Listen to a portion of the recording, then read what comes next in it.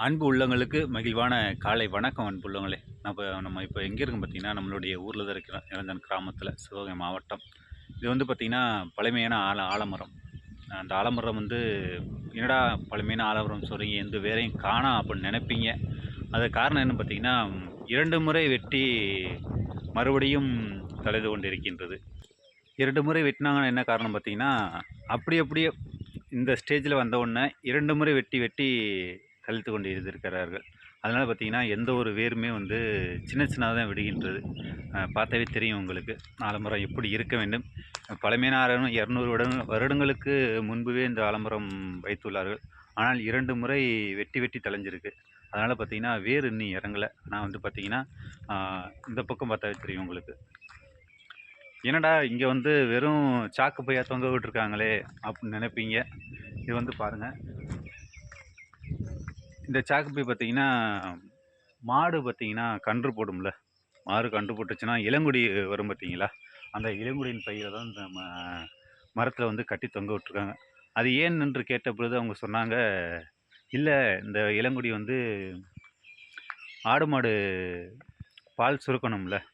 அதுக்கு வந்து பால் சுரக்கணும்னா, நம்ம வந்து ஒரு யாரும் நாய், நரி இல்லாத இடத்துல, கடிக்காத இடத்துல கட்டி போட்டோம்னா, அந்த பால் வந்து நம்மளுக்கு வந்து நல்லா சுரக்கும் மாட்டுல.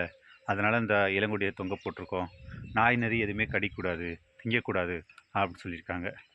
நீங்களும் உங்கள் ஊரில் இப்படிப்பட்ட ஆலமரம் இருக்கின்றதா இல்லையா என்பதை கூறுங்கள். இப்படிப்பட்ட ஆலமரம் இருந்ததால் கமெண்டில் சொல்லுங்கள் அன்பு உள்ளங்களே. வணக்கம். நீங்கள் பார்த்து கொண்டிருப்பது தமிழனுடைய அன்பான ஒரு காணொளி.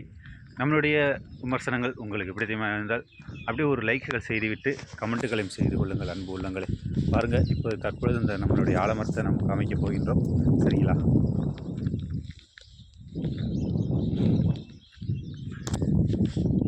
பாருங்கள் அன்பு உள்ளங்களே, எப்படி வந்து 3 முறை வெட்டி தளைந்துள்ளது.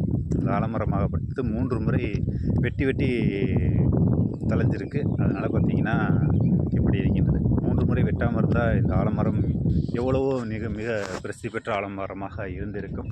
பாருங்கள், நீங்களே இந்த ஆலமரத்தை பாருங்கள் எப்படி இருக்குன்னு.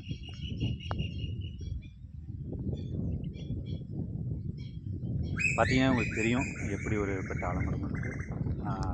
ஒரு நல்லாவே இருக்கும். வந்து பார்த்தீங்கன்னா நம்ம ஊருக்கு வாங்க. நம்ம ஊரில் வந்து இந்த ஆலமரத்தை பாருங்கள் எப்படி இருக்கின்றதுன்ட்டு. மகிழ்ச்சி அன்பு உள்ளங்களே.